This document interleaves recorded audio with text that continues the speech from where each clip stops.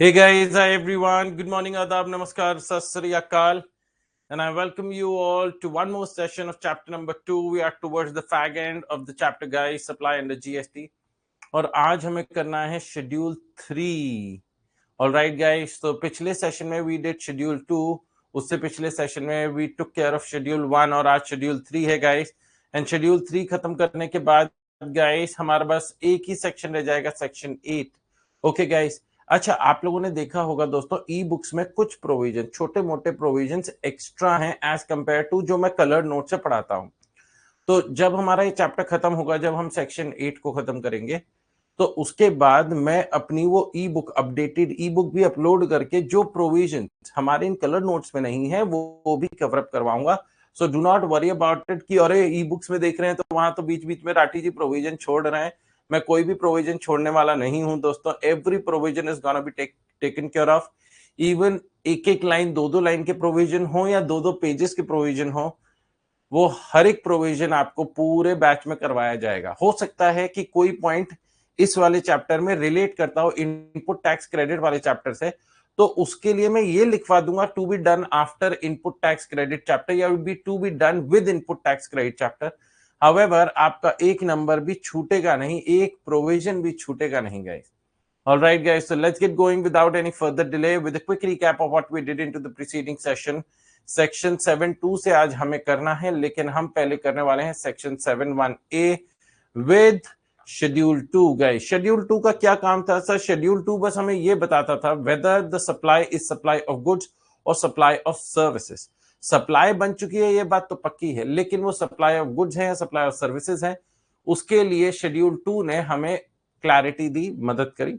सबसे पहला था transfer of title in goods. Title in goods मतलब आप सामने वाले को अधिकार दे देते हो, भैया अब ये तेरा सामान है, अब ये तेरी चीज है, तो इसे जिस तरीके से इस्तेमाल करना चाहे इस्तेमाल कर सकता है, वो गुड्स की कैटेगरी में आएगा. Next, right undivided share in goods without transfer of title. Right undivided share in goods without transfer of title, ये सर्विसेज की कैटेगरी में आएगा, जहां आप सामने वाले को यूज करने के लिए देते हो without transferring of the title.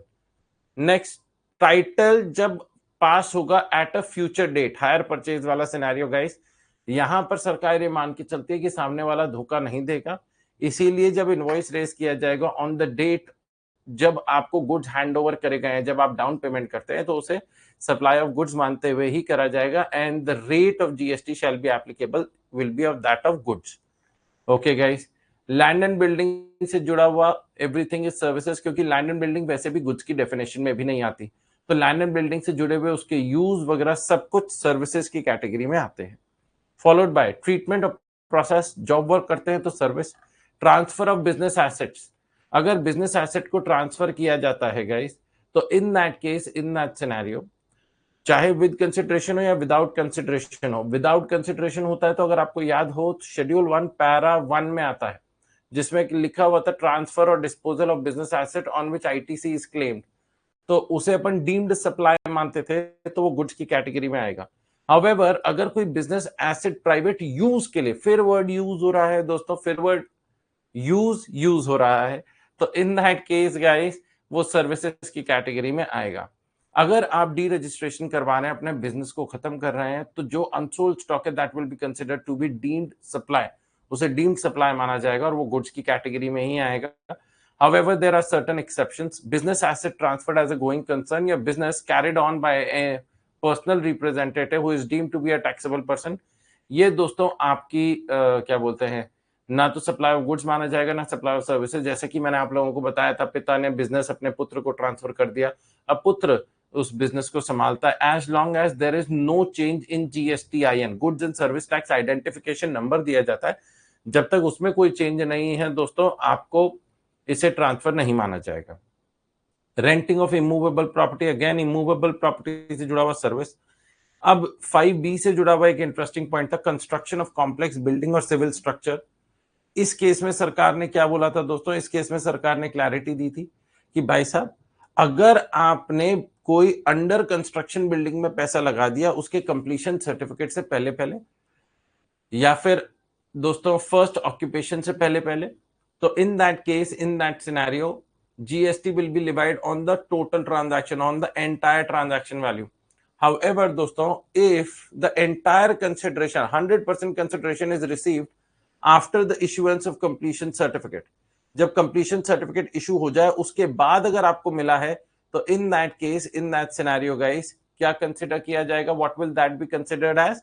It will be exempted from GST, मतलब it will fall under the negative list, जहां पर GST नहीं लगेगा, where the entire consideration is paid after the issuance of completion certificate or after its first occupation.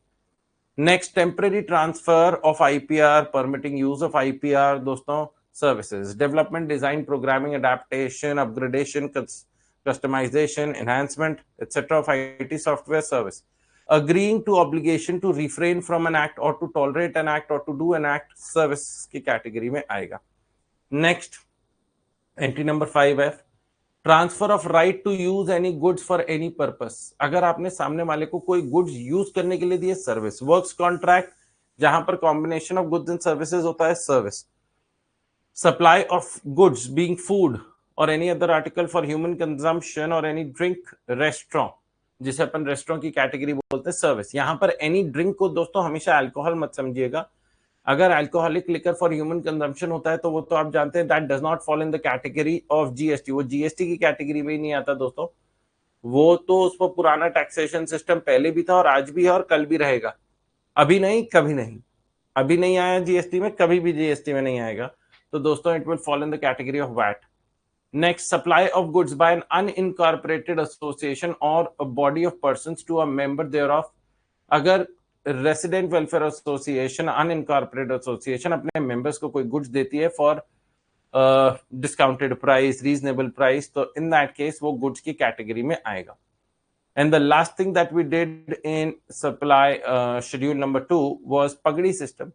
पगड़ी system क्या होता है दोस्तों? जब आप अपने टेनेंट को टेनेंसी राइट्स देते हो for a certain consideration. Tenancy rights मतलब कि आप टेनेंट को अधिकार देते हो कि वो आपकी प्रॉपर्टी को सबलेट कर सके, for which the tenant will have to make a certain extra payment other than the rent that the tenant is normally paying. Certain extra payment known as pagdi, क्योंकि वो over and above the head लगाई जाती है. पगड़ी कहां लगाई जाती है? सिर के ऊपर लगाई जाती है. तो कह रहे जितना रेंट मिल रहा है वो तो है, उसके अलावा जो मिल रहा है उसे भी सप्लाई ऑफ सर्विस माना जाएगा. However, दोस्तों, चैप्टर नंबर 5 में आप सीखोगे renting of residential dwelling for use as residence. उसे सरकार द्वारा एग्जेम्पशन है कि अगर आपने एक इमूवेबल प्रॉपर्टी है जो कि रेसिडेंशियल बिल्डिंग है और आपने जिसे रेंट आउट किया है वो भी इसे रेसिडेंशियल पर्पस के लिए यूज कर रहा है, तो सरकार द्वारा एग्जेम्पशन है. लाइकवाइज अगर इसी प्रॉपर्टी से जुड़ा हुआ पगड़ी सिस्टम में ओनर को कोई एडिशनल अमाउंट मिलता है तो वो भी माफ कर दिया जाएगा. सिंपल सी चीज. Alright guys, यहां तक क्लियर हुआ guys? This was a quick recap of what we did into the preceding session followed by a question. Now we head on to section 7.2. Alright guys, section 7.2 start करते हैं guys. आ जाओ भाई. बहुत ही interesting, बहुत ही अच्छा point, और इसको भी करने में थोड़ा सा टाइम लगता है but it's really an interesting one. कहते हैं not with standing anything contained in subsection 1, activities or transactions specified in schedule 3 or such activities or transactions undertaken by the central government, state government or a local authority in which they are engaged as public authorities as may be notified by the government on the recommendation of the council shall be treated neither as ध्यान से देखिएगा, shall be treated neither as supply of goods nor a supply of services. ना तो उसे supply of goods माना जाएगा और ना ही उसे सप्लाई ऑफ सर्विसेज माना जाएगा. तो गाइस यहां पर क्या बोला कि जो जो पॉइंट्स आपके शेड्यूल 3 में आते हैं या जो जो पॉइंट्स ऐसी activities which is taken by the central government और स्टेट गवर्नमेंट और a local authority in which they are engaged as public authorities, public authorities की तरह हैं, जैसे कि दोस्तों पंचायत वगैरह हो जाती हैं, तो इन दैट सिनेरियो उन्हें सरकार द्वारा क्या किया गया है दोस्तों? सरकार द्वारा माफ किया गया है. सरकार द्वारा उसे नेगेटिव लिस्ट में डाल दिया गया। सरकार द्वारा बोला गया कि इन्हें ना तो सप्लाई ऑफ गुड्स माना जाएगा ना सप्लाई ऑफ सर्विसेज माना जाएगा। इनफैक्ट मतलब शेड्यूल 3 के पॉइंट्स को नेगेटिव लिस्ट बोलते हैं, और 7(2)B मतलब कुछ एक्टिविटीज ऐसी जो कि सेंट्रल गवर्नमेंट, स्टेट गवर्नमेंट या लोकल अथॉरिटीज ने ली हैं, in which they are engaged as public authorities, उन्हें ना तो सप्लाई ऑफ गुड्स माना जाएगा ना ही सप्लाई ऑफ सर्विसेज माना जाएगा। अब इधर देखिएगा, सेक्शन 7(2) ओवर रूल सबसेक्शन 1। अब सबसेक्शन 1 में हम लोगों ने क्या पढ़ा था दोस्तों? सबसेक्शन 1 के इतने सारे क्लॉजेस थे, क्लॉज ए, बी, सी, और सी में था आपका शेड्यूल 1 था ना। कहते हैं इन सबको हम ओवर रूल करते हैं। मतलब अगर तराजू में तोला जाए सेक्शन 7(1) और सेक्शन 7(2), तो सेक्शन 7(2) का पलड़ा भारी होगा, सेक्शन 7(2) विल विन। तो section 7(2) over rule subsection 1 and states any transaction mentioned in schedule 3 or any activities taken by CGSG local authorities as public authorities, जैसे कि that is functions performed by panchayat municipality shall not be considered as supply of goods or services। ना तो उसे supply of goods माना जाएगा ना उसे supply of services माना जाएगा। Consequently no GST on transaction falling under section 7(2), उन पर कोई जीएसटी नहीं लगेगा। No GST on transaction falling under section 7(2). Next, service by way of grant of alcoholic liquor licence. ये बड़ा अच्छा पॉइंट है दोस्तों, इससे जुड़ा हुआ दोस्तों पहले क्वेश्चन बन चुका है या बन सकता है, ये एमटीपी आरटीपी में आया हुआ और आपके एग्जाम हॉल में भी आ सकता है। अब आप लोग जानते हैं दोस्तों, लेट्स से अगर मैं आपका होस्ट और दोस्त श्रेय राठी, अगर मैं दोस्तों अल्कोहल को सेल आउट करता हूं, अल्कोहल को सेल करता हूं दोस्तों in my state, let's say in the state of UP, तो गाइस इस पर क्या जीएसटी लगता है? नहीं सर, इस पर कोई जीएसटी नहीं है। इस पर क्या है दोस्तों? सर इस पर है वैट, वैल्यू एडेड टैक्स। सही बात है। अब बात ये आती है, everybody has to think and answer me guys, everybody has to think and answer me. अगर दोस्तों श्रेय राठी के अल्कोहल रेडी पर लगाकर बेच सकता है? अरे 1 पैग 100 का, 2 पैग 180, चकना फ्री, चकना फ्री। क्या दोस्तों ऐसे रेडी लगा के बेच सकता हूं मैं? हैं?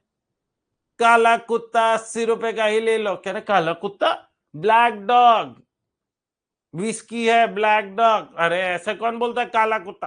तो in that scenario, in that case guys, I can not put a ready and start selling alcohol. तो सर दारू बेचने के लिए क्या करना पड़ेगा? मेरे को लाइसेंस लेना पड़ेगा दोस्तों। I will have to take a licence. और लाइसेंस किससे मिलता है गाइस? लाइसेंस मिलता है फ्रॉम द स्टेट गवर्नमेंट।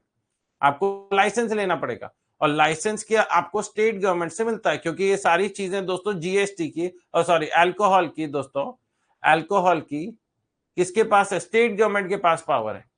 तो इन दैट केस जब मैं लाइसेंस लेने गया स्टेट गवर्नमेंट के पास, तो मैंने दोस्तों स्टेट गवर्नमेंट को उसके लिए फीस पे करी, क्योंकि लाइसेंस फ्री का तो नहीं मिलता अल्कोहल का, मैंने फीस पे करी। Now my question to you guys is, अगर मैंने फीस पे करी है दोस्तों फॉर टेकिंग लाइसेंस, तो क्या फीस पर जीएसटी लगेगा?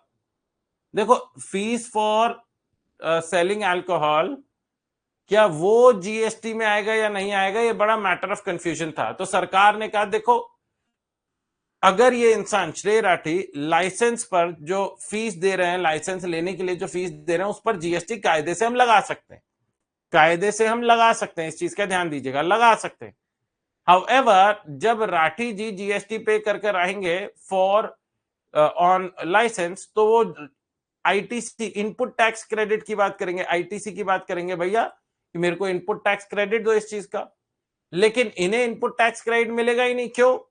क्योंकि आगे जो सामान बेच रहे हैं, रामबाण क्या था जीएसटी में लॉ में, कि आप आगे से आउटपुट टैक्स लायबिलिटी कलेक्ट करो। आप आउटपुट टैक्स लायबिलिटी करेक्ट करोगे तो हम इनपुट टैक्स क्रेडिट माइनस करने देंगे। नॉर्मल रूल तो यही रहता है ना, and the remaining amount is what we pay to the government. However in this scenario, जो ये बेच रहे हैं दारू पर इन्हें कोई जीएसटी कलेक्ट होगा ही नहीं, output tax liability under GST नहीं आएगा, वो तो वैट कलेक्ट करेंगे। तो वैट में से आप जीएसटी का इनपुट टैक्स क्रेडिट थोड़ा ना माइनस कर सकते हो, तो ये सिनेरियो तो बिल्कुल ही नहीं अलाउ होगा। तो in that case, in that scenario, what is gonna happen guys, क्या होने वाला है? सरकार ने बोला दोस्तों, इन this scenario, in this case, आपका सरकार ने इस पर जीएसटी हटा दिया। सरकार ने कहा चलो रहने दो, even though it is a licence for selling alcohol for human consumption guys, लेकिन फिर भी सरकार ने इसे बोल दिया चलो रहने दो, इसे ना तो सप्लाई ऑफ गुड्स माना जाए, ना सप्लाई ऑफ सर्विसेज माना जाए, क्योंकि ये जो लाइसेंस लिया जा रहा है जिस प्रोडक्ट को बेचने के लिए, ये जो लाइसेंस लिया जा रहा है जिस प्रोडक्ट को बेचने के लिए, वो प्रोडक्ट ही जीएसटी एम्बिट में नहीं आता है। Therefore we will ask you guys not to pay GST on such license, और इसे ना तो सप्लाई ऑफ गुड्स माना जाएगा, ना सप्लाई ऑफ सर्विसेज माना जाएगा। तो सरकार की तरफ से एक छोटा सा रिलैक्सेशन आ गया है दोस्तों दारू वालों के लिए, एक छोटा सा रिलैक्सेशन आ गया। क्या यहां तक क्लियर हुआ है? तो एक बात हम सब करिएगा so that I can move forward guys. आ जाओ भाई। Services by way of grant of alcoholic liquor licence against consideration in the form of license fees or application fees, या by whatever name called, by the state government in which they are engaged as public authorities, shall neither be treated as supply of goods nor a supply of services। ना तो उसे supply of goods माना जाएगा, ना उसे supply of services माना जाएगा। Everyone clear about it? Every one of you guys? तो सरकार ने एक छोटा सा रिलैक्सेशन दे दिया। तो अभी तक दोस्तों दो पॉइंट्स तो हम लोगों ने पढ़ लिए हैं जिन पर जीएसटी नहीं लगेगा। पहला, फंक्शंस परफॉर्म बाय पंचायत और municipality, functions perform by panchayat और म्युनिसिपैलिटी गाइस। एंड दूसरा, दारू के लाइसेंस पर जो आप स्टेट गवर्नमेंट को फीस देते हो, लाइसेंस फीस, एप्लीकेशन फीस, या कोई भी नाम से उसे बोलो, जो भी आप पैसा देते हो उस पर जीएसटी चार्ज नहीं करा जाएगा। अभी तक तो हमने नेगेटिव लिस्ट चालू भी नहीं करी है, उससे पहले दो और पॉइंट्स हमें मिल गए जिन पर जीएसटी नहीं लगेगा। अगर इससे जुड़ा हुआ कोई केस सिनेरियो बनता है तो you should be absolutely clear on this fact that GST shall not be levied on these two transactions. Negative list अब आपके सामने आती है। Schedule 3 commonly known as negative list. सबसे पहला point, services by an employ to the employer in the course और in relation to his employment. This is an interesting point guys, और यहां पर दोस्तों अभी तक क्वेश्चन नहीं बना है। एक स्ट्रेट फॉरवर्ड क्वेश्चन बनाए कि आप शेड्यूल 3 के पॉइंट्स बताइए, थ्योरेटिकल क्वेश्चन बनाए तो आपने शेड्यूल 3 के सारे पॉइंट्स लिख दिए, fair enough, that is one part of the question. However दोस्तों अभी तक कोई भी ऐसा केस सिनेरियो नहीं बना जहां पर प्रैक्टिकली कोई केस स्टडी बनाकर क्वेश्चन पूछा जाए which relates to negative list. However we should be always ready for any uncertainty from the institute. They have become absolutely unpredictable हो गए हैं गाइस, तो उसकी वजह से दोस्तों हमारे को एक क्लैरिटी होनी चाहिए। ओके अखिलेश बेटा, यहां तक क्लियर है? एक बार थम्स अप कर दीजिए चैट बॉक्स में so that we can move forward. आ जाओ भाई। अब कहते हैं, आप लोग देखते हो दुनिया भर में या इंडिया भर में, देश भर में हजारों लाखों करोड़ों लोग एम्प्लॉइज हैं टू द एम्प्लॉयर। ध्यान से मेरी बात सुनिएगा। ये है दोस्तों T2, और T2 एक एम्प्लॉय है, काम करता है दोस्तों। ही प्रोवाइड सर्विसेज, ये सर्विस प्रोवाइड करता है दोस्तों। अलग अलग तरीके की सर्विसेज होती है, accounting services, consultancy services, HR, mechanical engineering, हजारों तरीके की सर्विसेज होती हैं। तो T2 provide services to employer, employer को देता है, और एम्प्लॉयर उसके बदले में T2 को पैसा देता है दोस्तों, और उस पैसे के नाम ही सैलरीज एंड वेजेस होता है दोस्तों। आप या तो उसे सैलरी का नाम देते हैं ऑब्लिक वेजेस का नाम देते हैं। ऑलराइट गाइस, अब बात यह आती है कि जब हजारों करोड़ों लोग इतनी सर्विसेज दे रहे हैं टू द एम्प्लॉयर, तो इन दैट केस क्या दोस्तों, who is the service provider? Service provider is T2. Who is the service recipient? Service recipient is employer. So in this scenario, should the employee be charging GST on the salary also? कि salary तो मिल ही रही है, उसके अलावा हम GST भी charge करें? सरकार ने इसे नेगेटिव लिस्ट में डाल दिया। सरकार ने कहा कि एम्प्लॉय भाई साहब आपको अपने एम्प्लॉयर से जीएसटी चार्ज करने की जरूरत नहीं है, नहीं तो एम्प्लॉयर अपना दम तोड़ देगा, क्योंकि इतने सारे एम्प्लॉयज हैं। If everybody start charging GST and आपको इनपुट टैक्स क्रेडिट कैसे मिलेगा? इधर देखो, एम्प्लॉयर को तो आईटीसी मिलेगा, एम्प्लॉय के लिए अननेसेसरी जीएसटी के कंप्लायंसेस हो जाएंगे। उसने जीएसटी कलेक्ट किया, पे करना है, पे टाइम से नहीं किया तो इंटरेस्ट पेनल्टी लगेगा, रिटर्न फाइलिंग करनी है। तो in order to provide relief to the employee as well as the employer को कि भैया तुम्हें जीएसटी पे करने की जरूरत नहीं है, और एम्प्लॉय को कि तुम्हें कोई कंप्लायंस प्रोसेस फॉलो करने की जरूरत नहीं है, सरकार ने सैलरीज एंड वेजेस को कहां पे डाल दिया गया? सैलरीज एंड वेजेस को डाल दिया शेड्यूल 3 में दोस्तों, शेड्यूल 3 में डाल दिया दोस्तों, अंडर द फर्स्ट पैरा दोस्तों, पहले पॉइंट में ही डाल दिया और कहा कि अगर एम्प्लॉय को कोई भी पैसा मिलता है from the employer in the course of his employment, याद भी होगा दोस्तों, इससे जुड़ी भी हमारी चर्चा हुई भी है, यहां पर देखिएगा, वो मैं रिपीट भी कराऊंगा। तो salaries and wages paid in the course of employment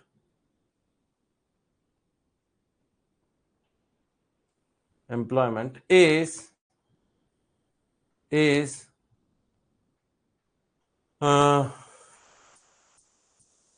not subjected to GST.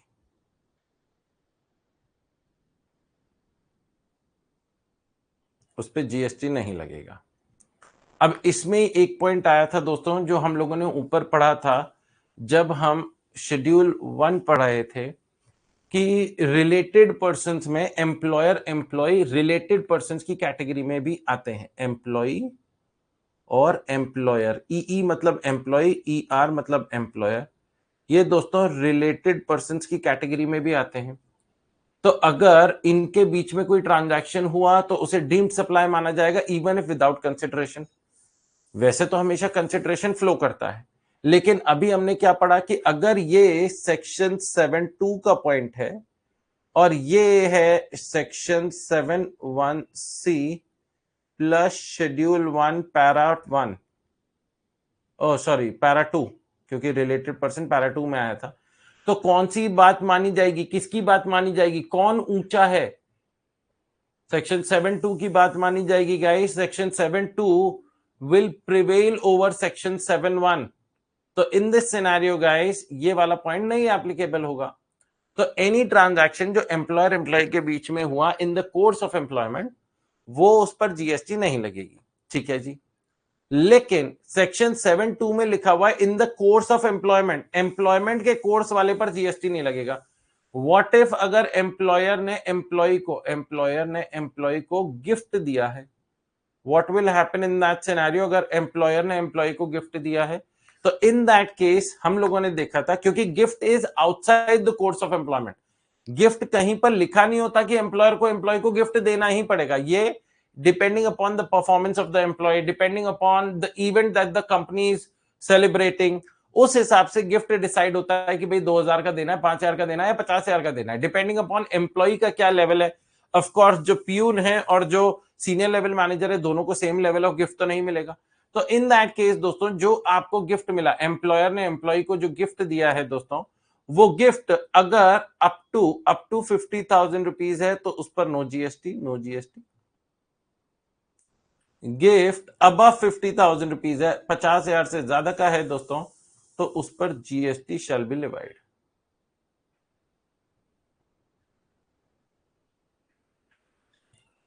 Alright guys, now अब लास्ट चीज जो मैं यहां पर सिखाने वाला हूं, and then we'll go on to the reading of the provision, और उसके बाद आप लोगों को दोस्तों लिखना होगा only the heading part. Gift का पॉइंट समझ गए, एम्प्लॉय एम्प्लॉयर का पॉइंट समझ गए। सरकार ने यह भी चीज कही कि अगर एम्प्लॉयर ने एम्प्लॉय को कोई पेमेंट करी है which is other then in contractual agreement of their employment, उस पर जीएसटी जरूर लगेगा। हमने कहा क्या मतलब सर, एग्जांपल दीजिए। लेट्स से एम्प्लॉय T2 है जो ब्रांच नंबर 1 की, ध्यान से देखिएगा दोस्तों, ब्रांच नंबर 1 की of the organisation, branch number 1 की अकाउंटिंग देखता है। ब्रांच नंबर 1 की क्या देखता है? अकाउंटिंग। अब ब्रांच नंबर 2 का जो अकाउंटेंट था वो छुट्टी पे चला गया या बीमार हो गया, घर में शादी थी, उसने 1 महीने की छुट्टी मांग ली। तो एम्प्लॉयर ने T2 से बोला, क्या आप 1 महीने के लिए, क्या आप 1 महीने के लिए मेरे लिए, क्या आप 1 महीने के लिए मेरे लिए ब्रांच नंबर 2 का भी ध्यान रख सकते हैं? अब टिट्टू कहता है, अरे ब्रांच नंबर 1 के काम खत्म नहीं होते हैं, आप ब्रांच नंबर 2 का भी काम बता रहे हैं। कह रहे हैं आपको उसके लिए अलग से पैसे मिलेंगे। कह रहे निकाल लूंगा, टाइम तो निकालना ही पड़ता है, आजकल मेहनत करनी ही पड़ती है। जैसे उसे पता चला उसे पैसे मिलेंगे तो ऑफकोर्स कोई भी काम फ्री में तो नहीं करता। तो यहां पर जो उसे एडिशनल पेमेंट मिल रही है which is not in terms of the contract, उसके लिए कॉन्ट्रैक्ट नहीं हुआ, वो जो पेमेंट है that is over and above the employer employee relationship. तो एनी पेमेंट जो एम्प्लॉयर एम्प्लॉय रिलेशनशिप के परे है दोस्तों, any payment which does not fall in the contractual agreement of employment, उस पर आपके जीएसटी लग जाएगा। This is what the point. Branch number 2 के लिए अगर एडिशनल काम मिला, एडिशनल पेमेंट मिली गाइस, जो कि सैलरी में नहीं कंसिडर करी जाएगी। क्यों? मतलब एम्प्लॉयमेंट में कंसिडर नहीं करी जाएगी क्योंकि उस अमाउंट के लिए कोई कॉन्ट्रैक्चुअल एग्रीमेंट नहीं था। उन्होंने कहा था 1 महीने करवा दीजिएगा, हम 1 महीने का आपको एक्स्ट्रा अमाउंट दिलवा देंगे, मगर वो कहीं ना कहीं उनके course of employment contractual agreement में नहीं था, इसलिए उस पर सब्जेक्ट टू जीएसटी हो जाएगा। अब एक पॉइंट और बच्चों के दिमाग में आता है दोस्तों, which actually relates to the 3rd chapter, but because we are here तो मैं आपको यहां पर समझा देता हूं। दोस्तों आप लोग देखते हैं कंपनी के ना डायरेक्टर्स होते हैं, एक कंपनी है और उनके डायरेक्टर्स है। अब डायरेक्टर्स क्या करते हैं दोस्तों? डायरेक्टर्स कंपनी को सर्विसेज देते हैं, और कंपनी जैसे कि मीटिंग में बैठना, मीटिंग में डिसाइड करना, और कंपनी उन्हें एक पेमेंट करती है दोस्तों, पैसा देती है, और उस पैसे का नाम जनरली सिटिंग फीस के नाम से बोला जाता है। ये उन्हें दिया जाता है मीटिंग्स को ऑर्गेनाइज करने के लिए, मीटिंग्स को कंडक्ट करने के लिए गाइस। अब बात यह आती है कि सर डायरेक्टर्स जो होते हैं कंपनी के, क्या वो एम्प्लॉयर एम्प्लॉय की कैटेगरी में आएंगे? दैट डिपेंड्स कि कंपनी इस पैसे पर कैसे कर रही है, कंपनी अपने बुक्स ऑफ अकाउंट्स में सिटिंग फीस को कैसे दिखा रही है। अब ध्यान से देखिएगा दोस्तों, everybody has to understand, company ने जो सिटिंग फीस दी है टू द डायरेक्टर्स, वो दोस्तों कंपनी के लिए तो बिजनेस एक्सपेंस ही है। कंपनी जब अपना trading and profit and loss account बनाती है, पीएनएल अकाउंट बनाती है, प्रॉफिट एंड लॉस अकाउंट, तो उसके डेबिट साइड में, debit all expenses and losses, उसके डेबिट साइड में इसे कैसे दिखाती है? क्या इसे एज सैलरी टू डायरेक्टर्स दिखाती है, सैलरी? और क्योंकि अगर उसे एज अ सैलरी दिखा दी गई, उसे एज अ सैलरी दिखा दी गई, तो इन दैट केस दोस्तों सैलरी अगेन आपका नेगेटिव लिस्ट में आता है।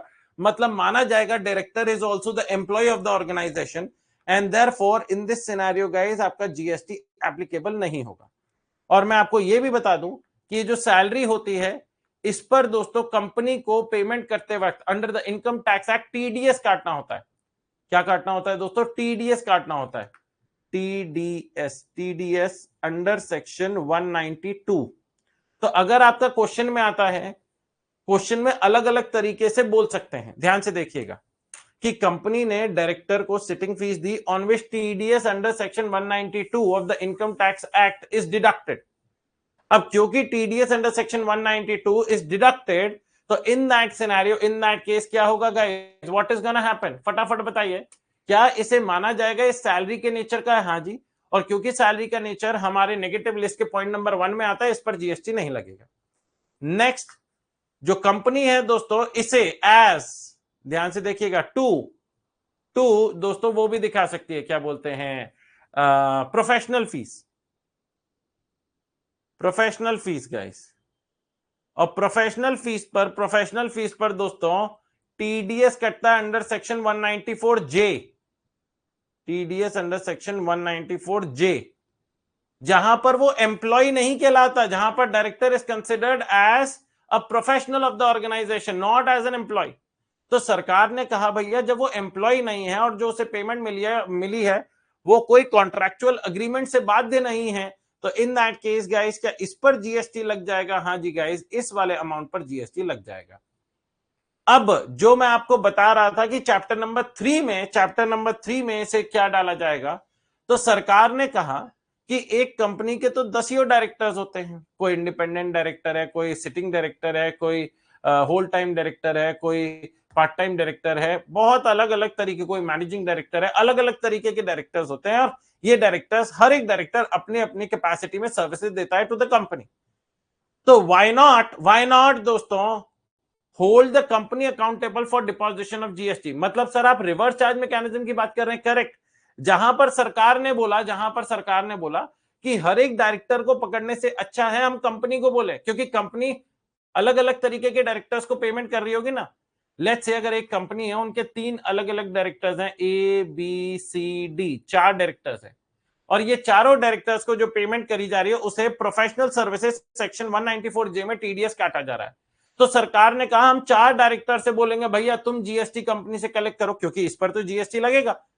4 डायरेक्टर से बोलेंगे तुम जाके जीएसटी जमा कराओ, टाइम से टाइम नहीं जमा कराया तो चारों डायरेक्टर्स को पकड़ रहे हैं, उनसे टैक्स निकलवाने की कोशिश कर रहे हैं। इससे बेहतर यह है कि why don't we ask the company to deposit tax to the government. मतलब दोस्तों क्या होगा कि सिटिंग फीस, लेट्स से ध्यान से देखिएगा, अगर सिटिंग फीस 1 लाख रुपए की है जिसपे जीएसटी लगना है let's say at the rate 18%, तो कंपनी क्या करेगी, डायरेक्टर्स को तो 1 लाख रुपए ही देगी, डायरेक्टर को तो 1 लाख रुपए ही देगी, लेकिन 1 लाख रुपए से जुड़ा हुआ 18%, 18,000 रुपए दोस्तों the company will pay to the government. ये कंपनी दोस्तों गवर्नमेंट को पे करेगी। This is known as reverse charge mechanism in which the recipient will pay tax to the government. सरकार को जाके रेसिपिएंट जाके सरकार को पैसा देता है। All right, guys. So this is a point which relates to the other chapter. However, दोस्तों, coming back to this chapter and sticking only to this chapter, सरकार ने कहा कि अगर सारा में अब एम्प्लॉयर एम्प्लॉय से जुड़ा हुआ आपके चार्ट पर है, अगर एम्प्लॉयर ने एम्प्लॉय को no matter what the amount of payment, no matter how much it is being paid, अगर एम्प्लॉयर ने एम्प्लॉय को पैसा दिया in the course of employment, it will not be subject to GST, उस पर GST नहीं लगेगा। Next point, employer employee related person की कैटेगरी में आते हैं, जो हम पहले भी पढ़ चुके हैं। और एम्प्लॉयर एम्प्लॉय को गिफ्ट देता है 50,000 रुपए तक का तो कोई जीएसटी नहीं है, 50,000 से ज्यादा का है तो GST shall B levied. Moving on, अगर दोस्तों एम्प्लॉयर एम्प्लॉय को या एम्प्लॉयर डायरेक्टर को कोई पेमेंट करता है जो कि सैलरी चैप्टर के नेचर का है, मतलब जिस पे टीडीएस कटता है अंडर सेक्शन 192, सैलरी के नेचर का है, तो वो फिर अगेन नेगेटिव लिस्ट में आ जाता है, नो जीएसटी। हाउएवर अगर कंपनी कोई डायरेक्टर्स को पेमेंट करती है in the nature of sitting fees, जिसे प्रोफेशनल सर्विसेज दिखाया जा रहा है, टीडीएस काटा जाता है अंडर सेक्शन 194J प्रोफेशनल के तौर पर, तो उसको नेगेटिव लिस्ट में नहीं डाला गया है, वो उस पर जीएसटी लगेगा। However, such GST will not be collected by the directors from the company and paid to the government. No, it will be directly deposited by the company to the government. तो जितना company अपने directors को setting fees दे रही है उस पे जो भी जीएसटी की रेट बनती है, that is what the company is gonna pay to the government, वो सरकार को जाके पे करेंगे। ऑल राइट गाइस, आ जाओ भाई, हेडिंग डाल दीजिएगा guys. Schedule 3, commonly known as negative list. Point number 1. The one that I'm highlighting is what you guys need to write. Services by an employee to the employer in the course or in relation to his employment. Example number 1. Amount received by an employee from the employer on premature termination, जिसे अपन normally retrenchment compensation के नाम से बोलते हैं।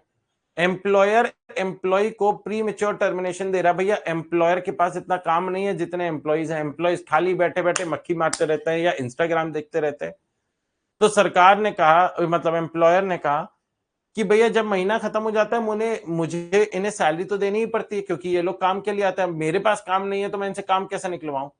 तो सरकार company ने कुछ एम्प्लॉइज को प्री मेच्योर टर्मिनेशन दे दिया, कहते हैं भैया अब हमारी कंपनी छोड़ दो, हम तुम्हें हटा रहे हैं। अब वो एम्प्लॉय कहता है भैया मेरी क्या गलती है, कह रहे गलती तो हालात की है, भैया हमारे पास काम नहीं है तो हम तुम्हें कैसे पैसा देंगे। कहते हैं अरे राठी जी कमाल करते हो। वो एम्प्लॉयर को एम्प्लॉय बोलता है कि आप कमाल करते हो, आज मेरी एक कंटिन्यूस एम्प्लॉयमेंट है, इस चक्कर में मैंने हाउस लोन ले रखा है, मैंने कार लोन ले रखा है, मैंने बच्चों के लिए एजुकेशन लोन ले रखा है, अब मेरे बूढ़े माँ बाप हैं, बीवी है, खर्चे होते हैं, घर रेंट पर है, और आप आज एकदम से मुझे हटा रहे हो। मेरी गलती तो बताओ, आपके पास काम नहीं है, इसमें मेरी क्यों गलती है? आप इस बगल वाले को हटा दो, ये तो घर में रईस इंसान है। तो in that case, in that scenario, सरकार ने, मतलब एम्प्लॉयर ने किया, एम्प्लॉयर ने कहा देखो हटाना तो पड़ेगा, लेकिन हम ना तुम्हें 2 महीने की सैलरी देकर हटा रहे हैं, हम ना तुम्हें 2 लाख रुपए देकर हटा रहे हैं, 3 लाख रुपए दे रहे हैं। उन 3 लाख से अभी तुम अगले 2-3 महीने का अपना ध्यान रख सकते हो, और अगले 2-3 महीने में तुम अपना नया जॉब ढूंढ लेना। Everybody understanding my point? तो इन दैट केस सरकार ने क्या बोला? सरकार ने बोला कि अगर ये पेमेंट करी जाती है प्री मेच्योर टर्मिनेशन की, इसे भी एक सैलरी का ही नेचर दिया जाए आफ्टर ऑल, क्योंकि यहां पर एम्प्लॉयर ने एम्प्लॉय को दिया है payment for not carrying out any further service in the organisation, so that will also be a part of salary and therefore it will not be subject to GST. ध्यान से देखिएगा, amount received by an employee from his employer on premature termination of contract of employment are treatable as amounts paid in the relation to services provided by the employee to the employer in the course of employment. Next, services provided by casual workers to employer who give wages on daily basis. Wages generally daily basis पे दी जाती है, दिहाड़ी जिसे बोलते हैं। आज जिसने काम किया उसे पैसा मिलेगा, जिसने काम नहीं किया उसे पैसा नहीं मिलेगा, जिसने आधा काम किया आधा पैसा मिलेगा, जो लेबर्स होते हैं गाइस, तो उसे भी क्या in the course of employment ही माना जाएगा? The answer to which is yes. After all यहां पर भी दोस्तों जो पैसा दिया जा रहा है, even though it is paid on a daily basis, normally दोस्तों जो एम्प्लॉयज को पेमेंट करी जाती है वो मंथली बेसिस पे करी जाती है, लेकिन डेली वेजेस पे जो पेमेंट करी जाती है दोस्तों डेली बेसिस पे, वो वर्कर्स को दी जाती है, जिन्हें अपन नॉर्मल तौर पर वेजेस का नाम बोलते हैं। सरकार ने कहा वो भी एम्प्लॉयर एम्प्लॉय रिलेशनशिप में ही आया, in the course of employment आया, उस पर भी जीएसटी लागू नहीं होगा। तो services provided by casual worker to employer who gives wages on daily basis to the worker for services provided by the worker in the course of employment, इसे आप क्या कंसिडर करेंगे? What is that gonna be considered as? It is gonna be considered as guys point number 1 of schedule 3, वो negative list में आएगा, GST नहीं लगेगा। However, guys, any services provided outside the ambit of employment से बाहर निकलते ही आप negative list से बाहर हो जाओगे, GST shall be outside the negative list and therefore GST shall be levied on such transaction. Moving on. Services provided on contract basis, which is principal to principal basis. जैसे याद है दोस्त, वो branch number 1 से accountant जो काम कर रहा था उसे ब्रांच नंबर 2 पे भी डाला गया और उसे 1 महीने का कॉन्ट्रैक्ट दिया गया, लेकिन which is not in the course of employment, वो एम्प्लॉयमेंट के कोर्स में नहीं है। तो in that case, in that scenario, सरकार ने कहा उस पर जीएसटी लग जाएगा। Services provide on contract basis, that is principal to principal basis, are not services provided in the course of employment. Alright guys, next. अब दोस्तों पहला पॉइंट लिख लीजिए, हेडिंग डाल दीजिए गाइस, पहले पॉइंट की हेडिंग डाल दीजिए, schedule 3 commonly known as negative list. पहले पॉइंट की हेडिंग डाल दो गाइस फटाफट।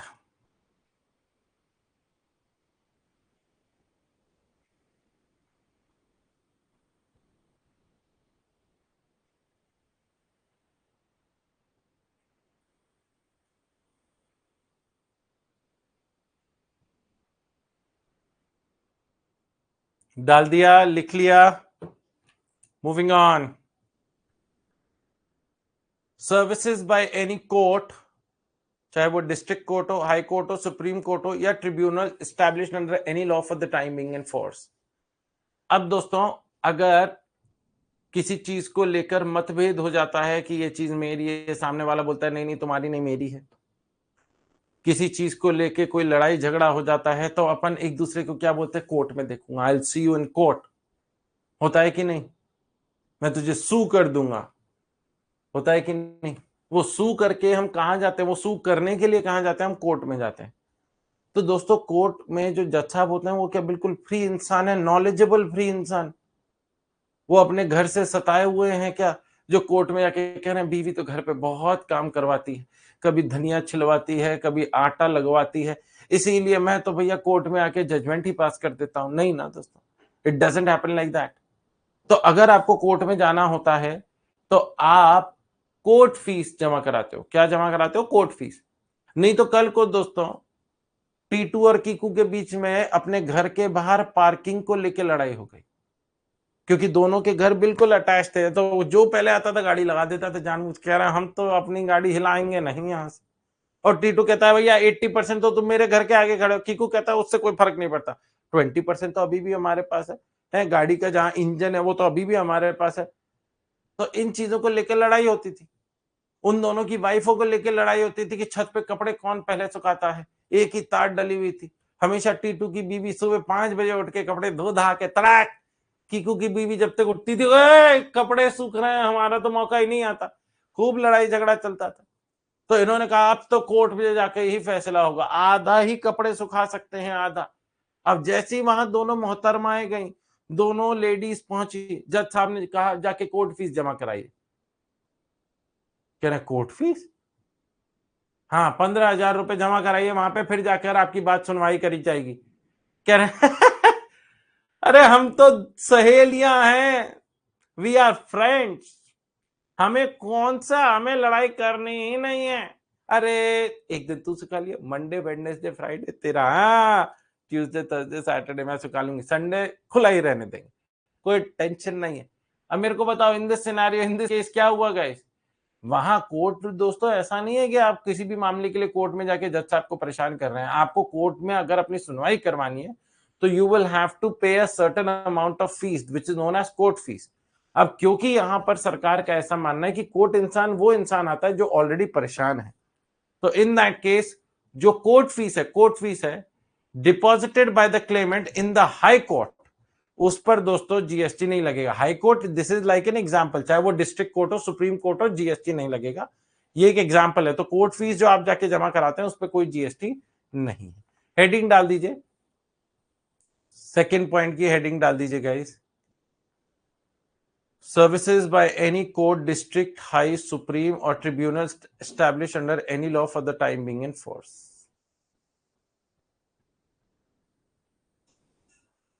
आ जाओ भाई।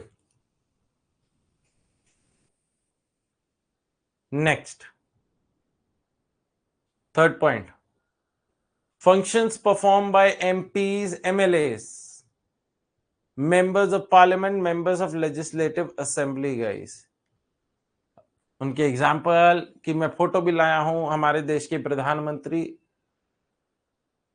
श्री नरेंद्र मोदी जी आपके सामने पिक्चर में है, और वो क्या हंसते हुए क्या कह रहे हैं, नो जीएसटी ऑन अस।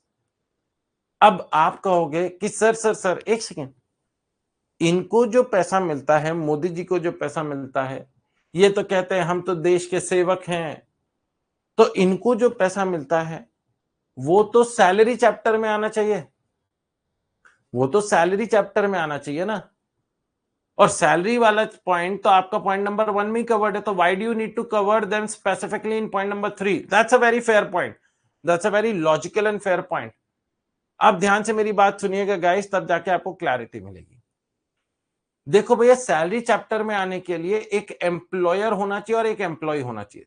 अगर आप सैलरी चैप्टर में आना चाहते हैं तो एक इंसान ऐसा होना चाहिए जो आपको ऑर्डर दे सके, जिसे अपन बॉस बोलते हैं, नॉर्मली दोस्तों बोलते हैं ना बॉस आ गया, बॉस आ गया।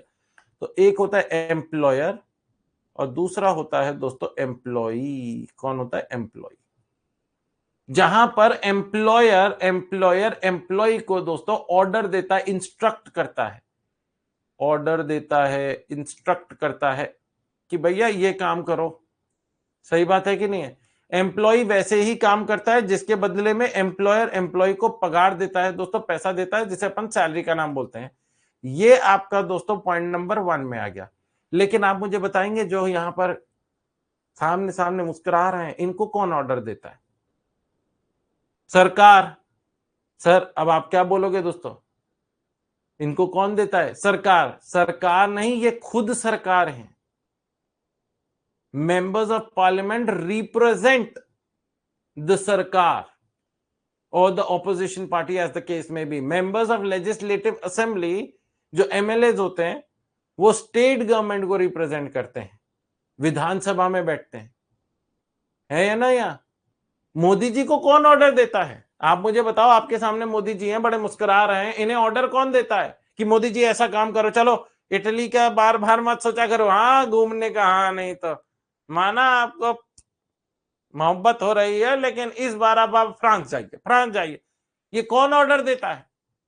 कोई ऑर्डर नहीं देता इन्हें, ये ऑर्डर देते हैं सबको, लेकिन इन्हें तो पैसे मिलते हैं उस चीज के। इसीलिए दोस्तों जो इन्हें पैसा मिलता है वो एम्प्लॉयर एम्प्लॉय के कॉन्ट्रैक्चुअल एग्रीमेंट में नहीं आता, because they are the person giving orders and not receiving orders. Employee तो ऑर्डर रिसीव करता है ना, दे आर द पर्सन दोस्तों जो सरकार खुद है।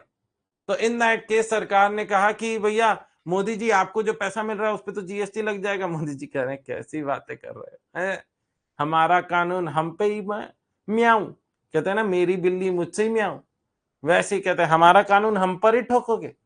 तो मोदी जी ने अपने आप को पॉइंट नंबर 3 में कवर कर लिया। समझ में आया गाइस? मोदी जी ने अपने आप को पॉइंट नंबर 3 में कवर अप कर लिया। कहते हैं functions perform by MPs and MLAs etcetera. आपको सिर्फ हेडिंग में इतना ही लिखना है गाइस, नीचे वाले पॉइंट्स लिखने की जरूरत नहीं है। Functions perform by members of parliament, members of legislative assembly etcetera. खैर ये जो नीचे के 3 पॉइंट्स हैं ये भी हमारे लॉ की लैंग्वेज में ही लिखे गए हैं, ये एग्जांपल्स की तरह नहीं है, लेकिन फिर भी दोस्तों आप लोग अपने नोट्स में ना भी लिखें तो भी चलेगा, लेकिन जब मेन एग्जामिनेशन हॉल आएगा तो उसमें नीचे वाले पॉइंट्स में से कुछ पॉइंट जरूर लिखिएगा। Functions perform by the members of parliament, members of state legislature, members of panchayat, members of municipalities and members of local authority, ये सब है आपके पॉइंट नंबर 3 की कैटेगरी में आते हैं। और इनको जो भी पैसा मिलता है दोस्तों फ्रॉम द गवर्नमेंट और the local authority as the case में भी, उस पर दोस्तों जीएसटी नहीं लगेगा। Duties perform by any person who holds any post in pursuance of the provisions of the constitution in that capacity. जैसे कि दोस्तों अगर मैं आपसे बोलूं इलेक्शन कमीशन ऑफ इंडिया एक इंडिपेंडेंट बॉडी है दोस्तों, और उनके जो चेयरपर्सन है, जो हेड हैं दोस्तों, क्या दोस्तों उनको उन पर किसी का पावर है? क्या उनको दोस्तों कोई कह सकता है, कोई ऑर्डर दे सकता है? नहीं। तो उन्हें जो पैसा मिलेगा वो दोस्तों सैलरी के नेचर में नहीं होता, वो सैलरी के नेचर में नहीं होता। तो in that case the amount that they receive guys will fall under the third point. Duties performed by any person as a chairperson or as a member or as a director in a body established by the central government, state government or local authority who is not deemed as an employee before the commencement of this clause। तो दोस्तों जिसे employ नहीं माना गया, जैसे कि मैंने बताया CBI, central bureau of investigation, Hindustan की एक इंडिपेंडेंट इन्वेस्टिगेटिंग एजेंसी है। ऑलराइट, अब दोस्तों इस इन्वेस्टिगेटिंग एजेंसी के जो चेयरपर्सन है, जो हेड हैं, उनको जो पैसा मिलता है उनको उनके ऊपर कोई कंट्रोलिंग पावर नहीं है, तो उन्हें जो पैसा मिलता है वो दोस्तों थर्ड कैटेगरी में आ जाएगा। लेकिन ध्यान रखिएगा दोस्तों, ये सब कौन है? ये सब कौन है दोस्तों? ये सब हैं दोस्तों जो सेंट्रल गवर्नमेंट या स्टेट गवर्नमेंट बॉडीज के थ्रू बने हैं। Duties perform by any person who holds any post, president of India, आज की तारीख में द्रौपदी मुर्मू जी हैं, उनको जो पैसा मिलता है वो भी दोस्तों नेगेटिव लिस्ट से, मतलब नेगेटिव लिस्ट के पॉइंट नंबर 3 में आएगा। इधर देखिएगा दोस्तों, duties performed by the president of India, vice president of India, prime minister, chief justice of India, speaker of Lok Sabha, chief election commissioner, ये सब कौन है दोस्तों? ये सब वो लोग हैं जो थर्ड कैटेगरी में आते हैं and they will not be subject to GST. Next, Telecom Regulatory Authority of India is a body established by the central government. Chairman, director who are not employees of these bodies shall fall under the negative list and therefore outside GST. वो GST से बाहर रहेंगे। आ जाओ guys, मरने मराने से जुड़ी हुई services सब माफ। सरकार कहता है यहां पर लोगों के पास जाओ टैक्स मांगने। अब जैसे कि services of funeral, burial, crematorium or mortuary including transportation of the deceased। अब दोस्तों अगर मिस्टर एक्स एन की डेथ हो जाती है तो घर पर ही थोड़े ना लकड़ी लगा के जला देते हैं, नहीं, घर भी जल जाएगा। कहां लेकर जाते हैं दोस्तों इन्हें? शमशान घाट लेकर जाते हैं, जिसे अपन बोलते हैं ना दोस्तों क्रिमेटोरियम प्लेस, तो वहां पर जाकर उन्हें जलाया जाता है। ये सब प्रोसेस होता है। वहां आप देखते होंगे पंडित जी भी आते हैं, अगर आप में से कभी कोई ऐसे गया हो, वो फाइनल रिचुअल्स करते हैं। क्या दोस्तों शमशान घाट आपके खुद की प्रॉपर्टी है? नहीं सर, ऐसे कौन अपनी प्रॉपर्टी खरीदता है? शमशान घाट मैंने खरीदा है आज पूरा। राठी जी करेक्ट। तो शमशान घाट में दोस्तों you will have to make a certain amount of payment. आप पैसा देते हो तभी वो किसी इंसान के परिजन को अलाउ करते हैं कि भैया आप अपनी बॉडी यहाँ पे बॉडी लाके जला सकें। तो इन सब चीजों के लिए दोस्तों सरकार ने जीएसटी माफ रखा है। सरकार ने कहा मरने मराने से जुड़ी हुई सर्विसेज, यहां पर जीएसटी ऑफिसर गया और कहा अब देखो भैया अब तो वो चले गए, अब इनके जाने पर जो आपने यहाँ पैसा दिया उस पर जीएसटी दीजिए। पता चले जलती हुई आग में जीएसटी ऑफिसर को भी रख दिया। कह रहे भैया अब आप भी चले जाइए, आपका भी वक्त आ गया। क्या इस वक्त आप किसी से जीएसटी मांग सकते हैं? नहीं गए।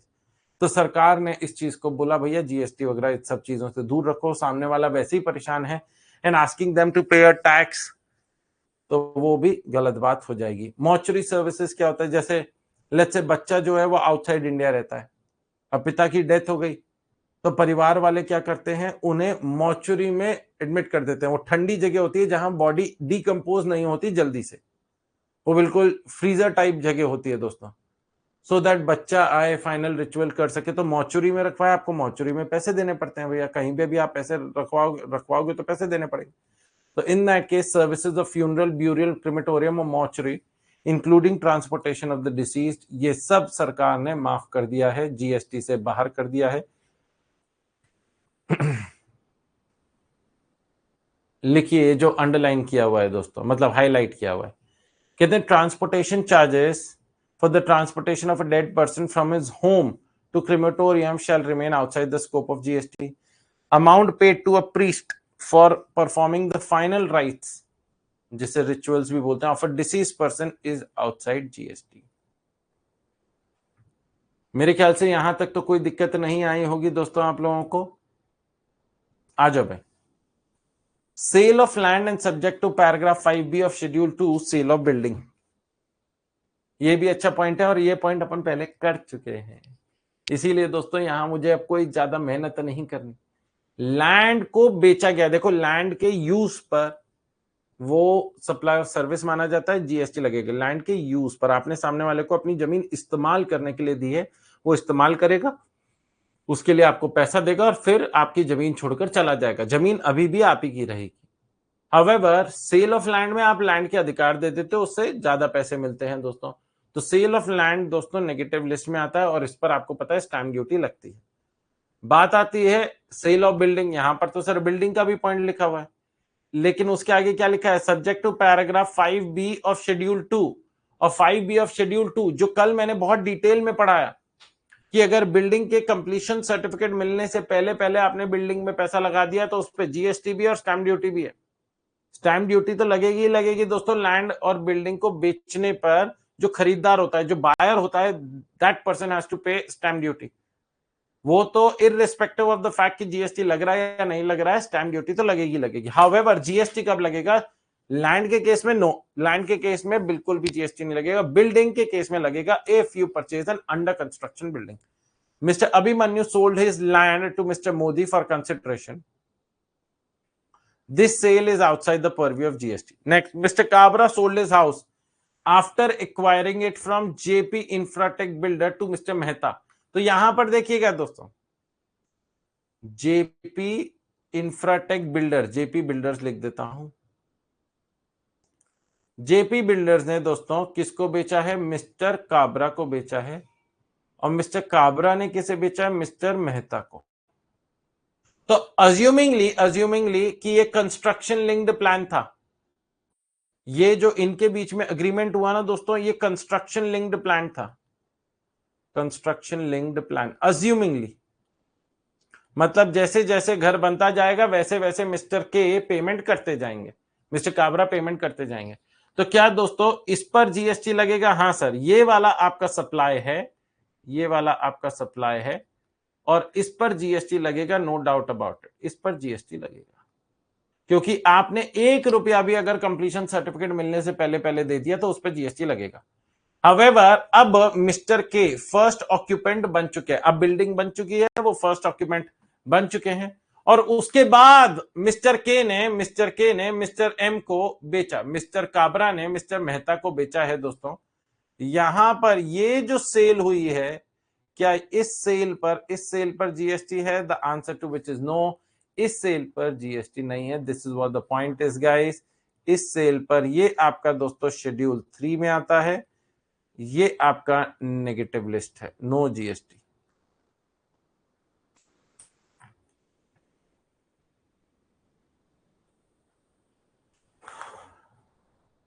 Negative list, no GST. Is everyone clear about it? Is everyone clear about it?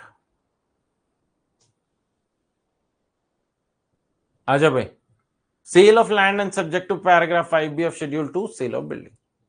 Mister Abhimanyu sold his land, ये वाला पॉइंट हो गया और नीचे वाला भी हो गया, ठीक है जी। अब आते हैं, अच्छा इस पे लिखना है ये वाला,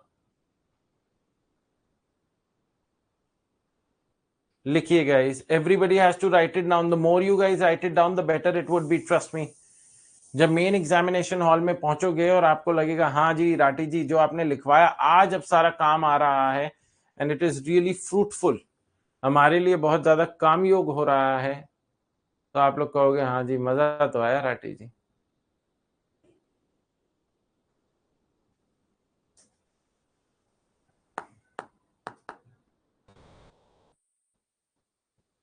एक एक पॉइंट को डिटेल में समझते हुए चल रहे हैं गाइस हम, and it's been almost an hour. आपको पता चला दोस्तों, आपका लगभग 1 घंटे से आप लोग पढ़ाई कर रहे हैं। आ जाओ भाई, actionable claims other than specified actionable claims, actionable claims other than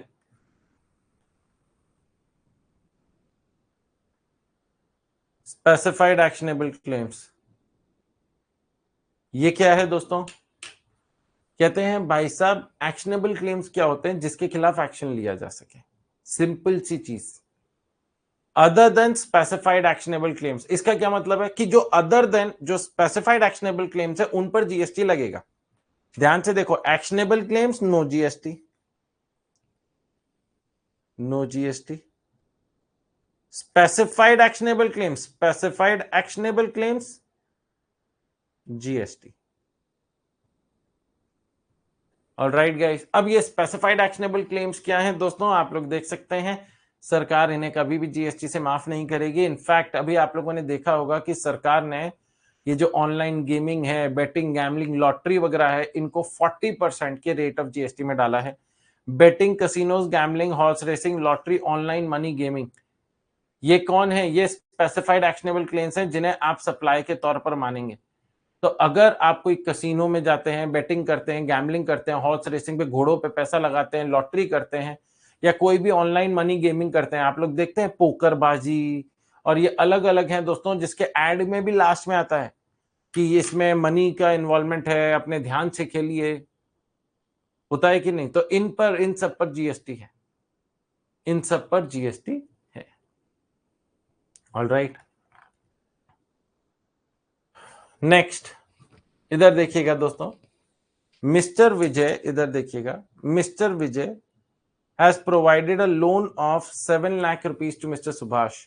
The loan is unsecured. Loan क्या है? Unsecured है. Mr. Vijay has a right to reclaim the repayment of loan in a civil court. अगर कल को सुभाष जी ने मना कर दिया कि विजय जी को मैं पैसे नहीं दूंगा, तो क्या दोस्तों, क्या ये एक्शनेबल क्लेम है जिसके खिलाफ एक्शन लिया जा सकता है? क्या विजय जी कोर्ट में जाकर सुभाष जी को कंपल्सरी कर सकते हैं कि भैया अब आपको पैसा देना पड़ेगा? हाँ जी, this is an actionable claim, ये एक एक्शनेबल क्लेम है which is outside GST, GST से बाहर है, क्योंकि भैया वो अपना पैसा तो लेंगे ना, आपको भरोसे पे पैसा दिया था। Next, mister Puneet bought a lottery ticket and won 50,000, 50,000 रुपए जीत गए। This is also an actionable claim. However, it has been specifically kept outside the negative list. इसे नेगेटिव लिस्ट से बाहर रखा गया है। तो क्या दोस्तों इस पे जीएसटी लग जाएगा? हाँ जी। लॉटरी वगैरह पर क्या जीएसटी लगेगा? बिल्कुल लगेगा गाइस, बिल्कुल लगेगा। तो ये दोस्तों आप लोगों को लिखना है। इनफैक्ट इसमें आपको ये पूरा का पूरा पॉइंट लिखना है दोस्तों। Actionable claims other than specified actionable claims, specified actionable claim में कौन कौन आता है, ये सारी चीजें लिखनी है guys. Examination point of view के लिए बहुत इंपॉर्टेंट है, एग्जामिनेशन पॉइंट ऑफ व्यू के लिए इंपॉर्टेंट है गाइस। पूछा जा चुका है पहले and I will not be surprise अगर इसी तरीके का आगे भी पूछा जाए तो।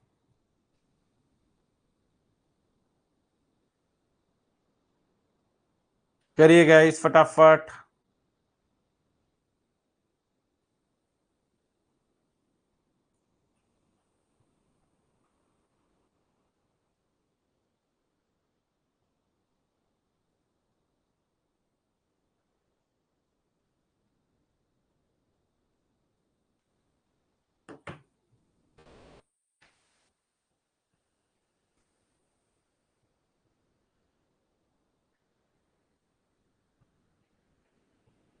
लिखिए गाइस, मैं बस पानी लेकर आ रहा हूं, feeling very thirsty, I am just getting some water for my self.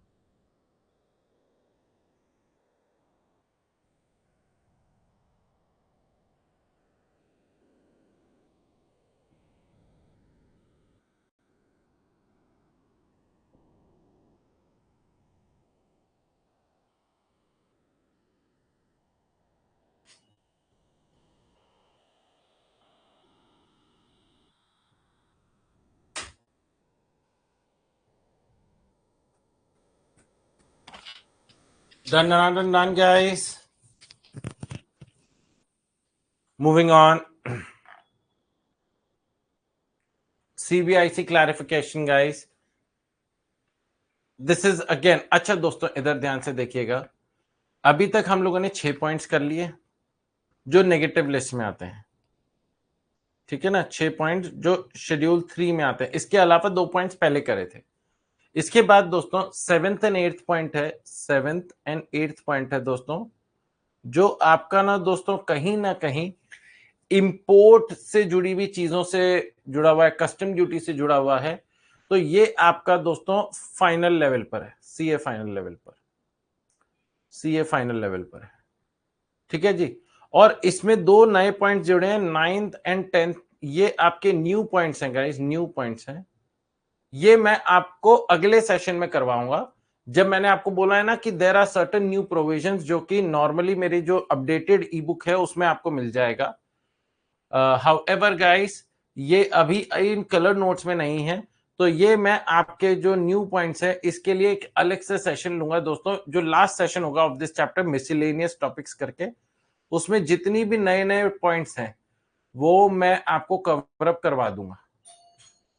Alright guys, तो ये जो आपका पॉइंट नंबर 9 एंड 10 है दोस्तों, ये इंश्योरेंस से जुड़े हुए पॉइंट्स हैं दोस्तों, जिसपे सरकार ने किस तरीके से उसे नेगेटिव लिस्ट में डाला है उसके बारे में हमारी डिस्कशन होगी।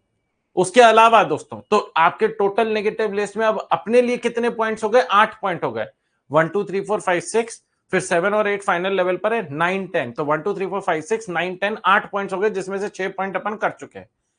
उससे पहले पंचायत म्युनिसिपैलिटीज वाला कर चुके हैं, और अल्कोहलिक लिकर लाइसेंस खरीदने पे जो पैसा देते हैं उस पे भी जीएसटी सरकार ने हटा दिया है, उसको भी दोस्तों जीएसटी नहीं लगेगा, वो 2 पॉइंट्स हो गए। उसके अलावा दोस्तों यहां पर सीबीआईसी क्लैरिफिकेशन, इन्हें भी सप्लाई ऑफ गुड्स और सप्लाई ऑफ सर्विसेज नहीं माना जाएगा, इन्हें भी सप्लाई ऑफ गुड्स और सप्लाई ऑफ सर्विसेज नहीं माना जाएगा। सुनो दीदी, 6128,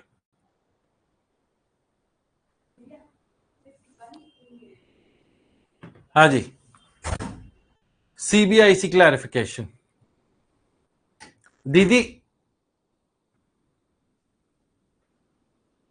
Further, following activities to be treated neither as supply of goods nor supply of services. ना तो इन्हें supply of goods माना जाएगा ना supply of services माना जाएगा, जिसमें पहला पॉइंट आता है interstate movement of conveyances. ध्यान से देखिएगा, interstate movement of conveyances, चाहे वो बस, ट्रक्स, ट्रेन्स, वेसल्स, एयरक्राफ्ट हो, between distinct person except in cases where such movement is for further supply of same conveyance. However, applicable GST shall be leviable on repairs and maintenance done for such conveyances. बहुत simple सी चीज है दोस्तों, मैं आपको समझाता हूं. Let's say दोस्तों, I have two factory number 1 in Greater Noida दोस्तों,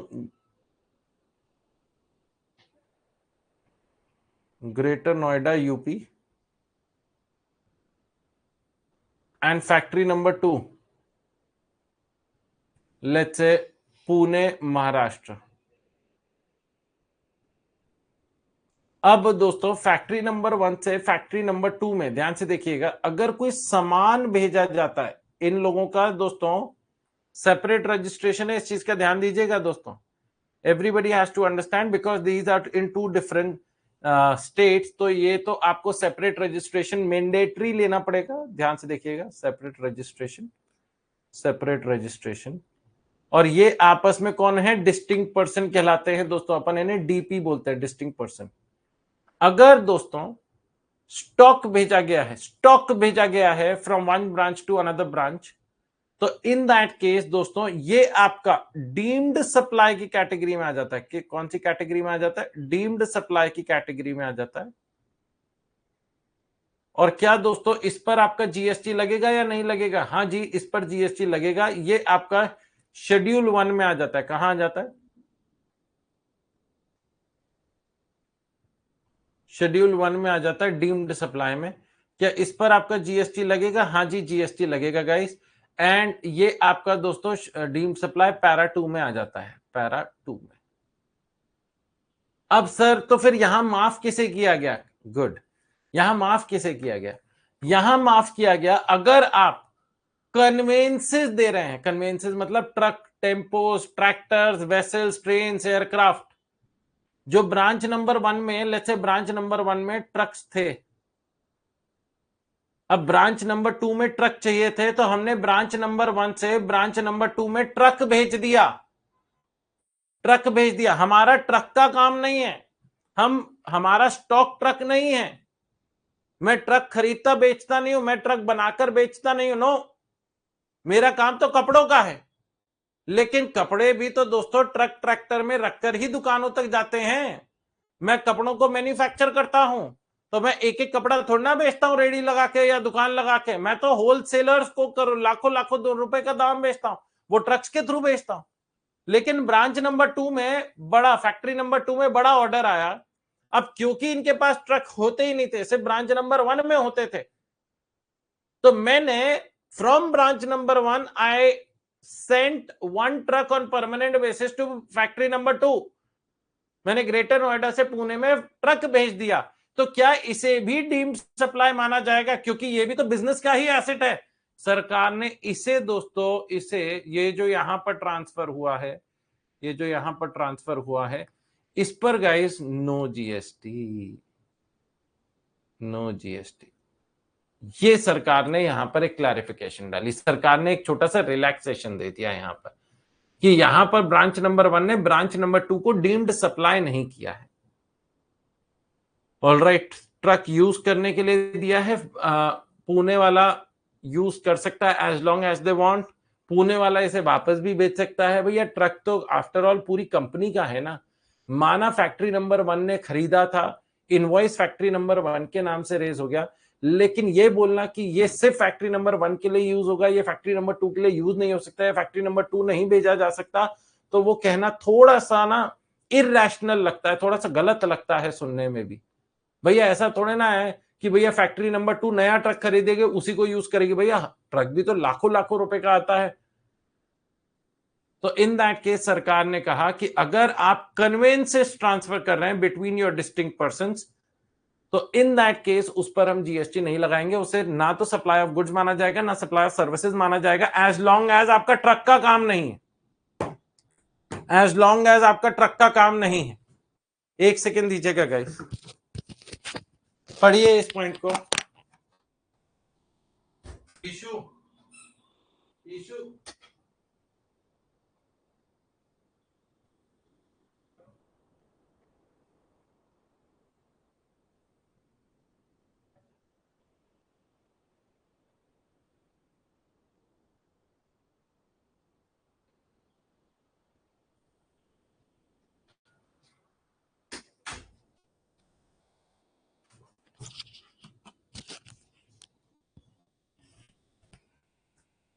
interstate movement of rigs, tools, spares and all goods, next point, on wheels like cranes, ये भी दोस्तों अगर भेजा जाता है तो इसको भी दोस्तों क्या माना जाएगा? Neither a supply of goods nor a supply of services. कहते हैं interstate movement of rigs, tools, spares and all goods on wheels like cranes, except आगे अगर आप इसी को चीज को बेचना चाहते हो, मतलब एज अ स्टॉक बेच रहे हो, एज अ स्टॉक बेच रहे हो, तो दोस्तों उस पर जीएसटी लगेगा। एज अ स्टॉक बेचोगे तो जीएसटी लगेगा, इस चीज का ध्यान दीजिएगा, क्योंकि स्टॉक तो दोस्तों हमें डीम्ड सप्लाई की कैटेगरी में डालना है, ये आपका स्टॉक है। एज एन एसेट है तो कन्वेंसेज में बस, ट्रक्स, ट्रेन्स, वेसल्स, एयरक्राफ्ट आते हैं।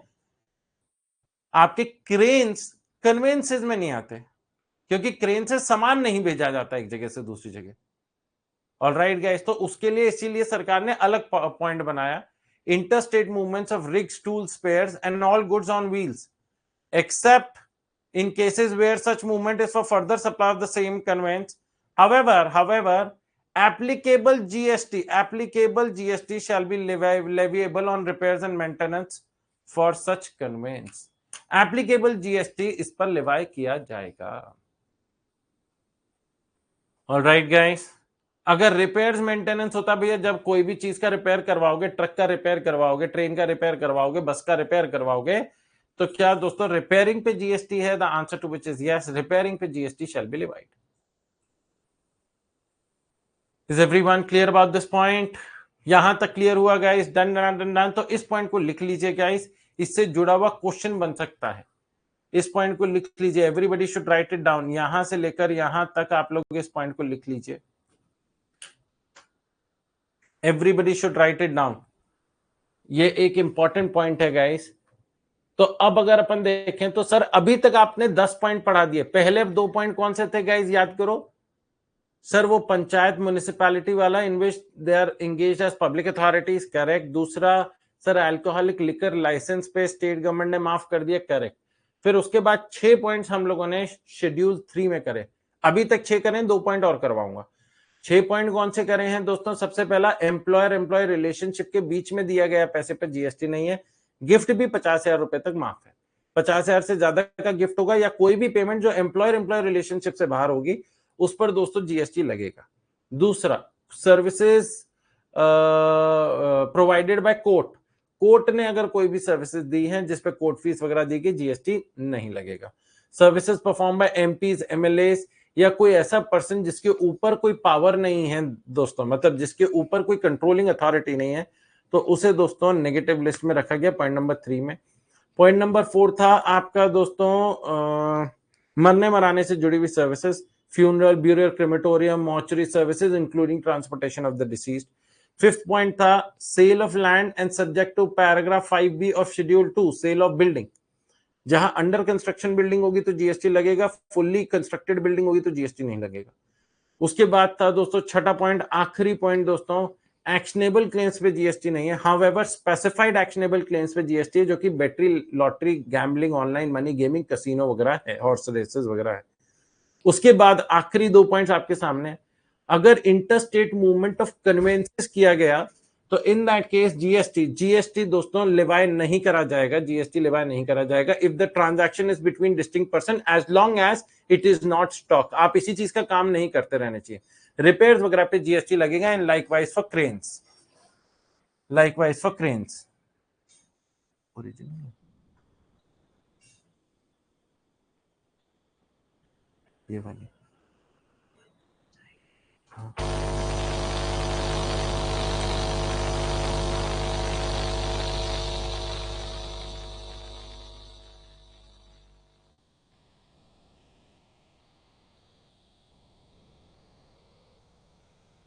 Everyone clear about it?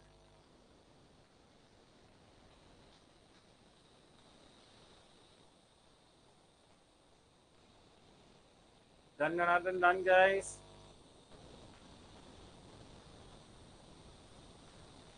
आजा भाई. Question number 3.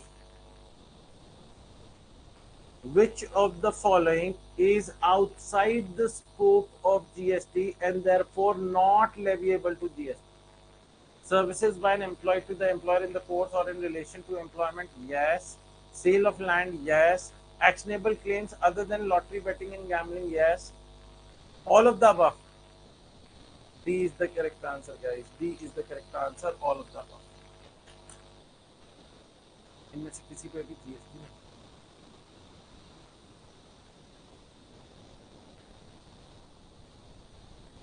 Everyone clear about it, guys? मजा आया? अब मैं आज का सेशन यहीं तक रख रहा हूँ, guys. अभी 2 दिन हमारी क्लासेस नहीं होंगी. रीजन बीइंग गणेश चतुर्थी है, गाइस, कल. और हम घर पे बप्पा लाते हैं, तो कल उनका आगमन होगा. कल वो विराजमान होंगे और परसों ही हम 1.5 दिन के लिए लाते हैं, तो परसों शाम को उनका विसर्जन हो जाएगा. तो कल वेंसडे थर्सडे क्लास नहीं होगी. Now we gonna meet on Friday. Friday सुबह 10 बजे मिलेंगे और फ्राइडे को इस चैप्टर को कंप्लीट करेंगे, जिसमें मैं सेक्शन 8 आप लोगों को करवाऊंगा, composite and supply, followed by the miscellaneous provision, the miscellaneous clarification जो सरकार द्वारा आई हुई है वो करेंगे, गाइस. सेक्शन 8 अगर एक बार को खत्म हो गया तो समझ लेना 99% खत्म हो गया. एक दो पॉइंट्स ही हैं दोस्तों जो एडिशनली आए हैं और एक कलर्ड ई नोट्स में नहीं है, कलर्ड बुक्स में नहीं है, लेकिन आपको आपकी ई बुक्स में मिल जाएंगे, या जिन बच्चों ने हार्ड कॉपी बुक्स ऑर्डर करेंगे तो उन्हें मिल जाएंगे. ऑलराइट गाइस, तो आज का सेशन यहीं तक है. I hope you guys enjoyed every moment of the session. मिलेंगे एक छोटे से ब्रेक के बाद. मजा आया है दोस्तों तो press on the like button, share it with your friends and ask them to be a part of this batch, क्योंकि हमारी तैयारी होती है दोस्तों इन सच अ फैशन जहां मैं हर चीज डिटेल में कंसेप्चुअल क्लैरिटी के साथ पढ़ाने की कोशिश करता हूं. And we try to cover up the syllabus in such a fashion जब कि कभी कोई दिक्कत ना हो दोस्तों, बच्चों को अच्छा लगे पढ़ने. ऑलराइट, चलो जी, बाय बाय, अलविदा एंड टेक केयर. यहाँ तक हो गया था, अब यहाँ से करना है. This is the last.